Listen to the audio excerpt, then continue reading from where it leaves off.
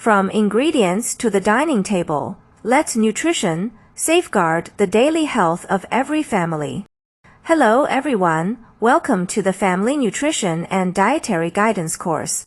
In this lesson, let us together learn about infant and young child nutrition and dietary guidance.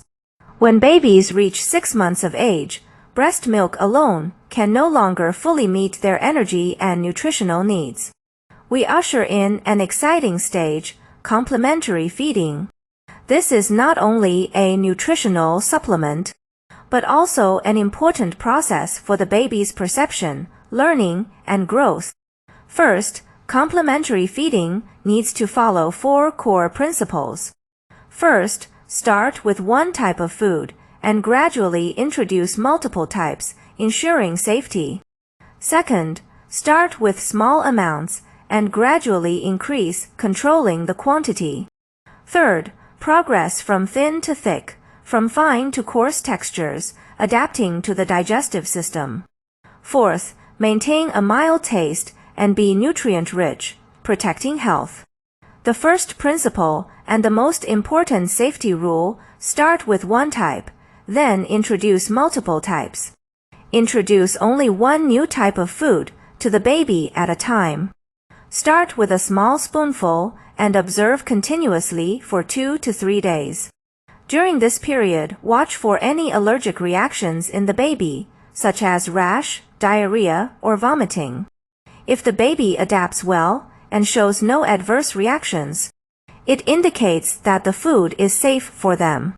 Only then can we introduce the next new food.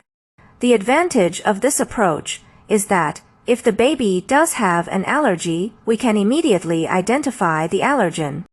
The second principle is about controlling quantity. Start with small amounts and gradually increase.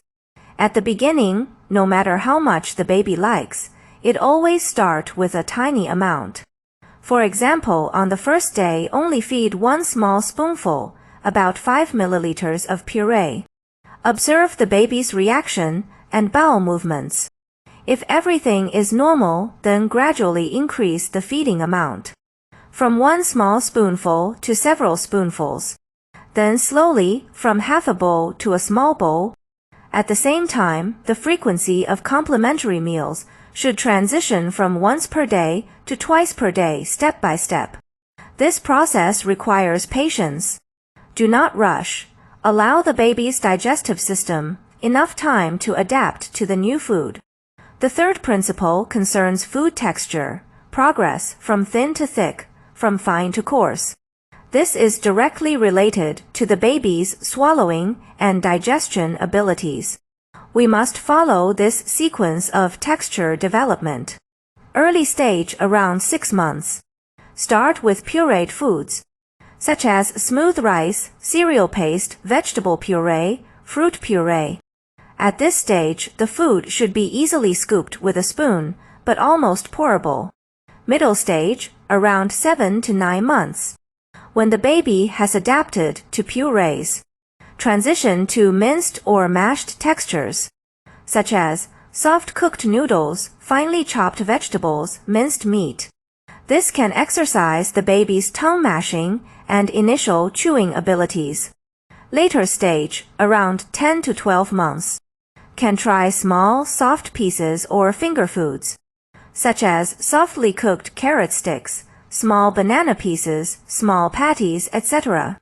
This can further exercise the baby's chewing ability and hand-eye coordination. The final principle concerns taste and nutrition, mild taste and nutrient-rich.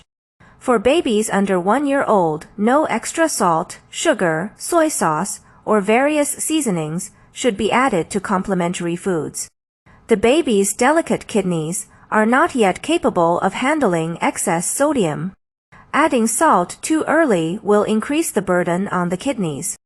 At the same time, letting the baby taste the natural flavor of food helps prevent future picky or selective eating habits.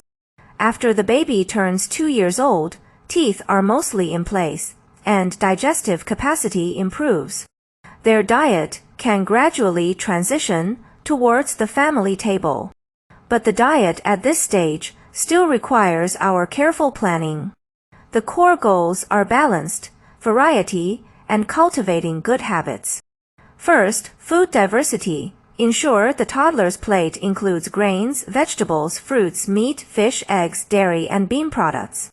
We can use the food pagoda model as a guide for combination. Second, reasonable meal frequency. Adopt a pattern of 3 meals plus 2 snacks, or 3 meals plus 1 snack. That is, 3 main meals with 1 to 2 healthy snacks in between, such as yogurt, fruit, small bread rolls, to meet their high energy demands. Third, pay attention to cooking methods.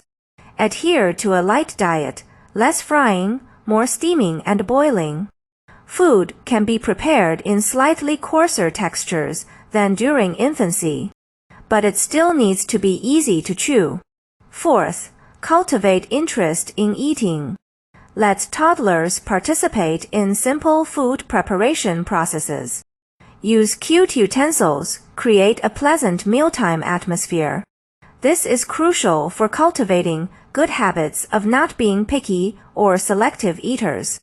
Our ASEAN region is rich in produce and unique food culture. These are all valuable resources for feeding our babies.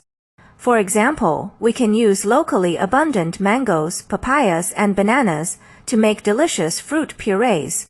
Use natural herbs like basil, lemongrass, etc. to add flavor to complementary foods, reducing reliance on salt. Combine fish, shrimp paste with traditional rice porridge or rice noodles to create nutritious localized complementary foods. When utilizing these resources, please always keep food safety in mind. Ensure ingredients are fresh and the preparation process is clean and hygienic.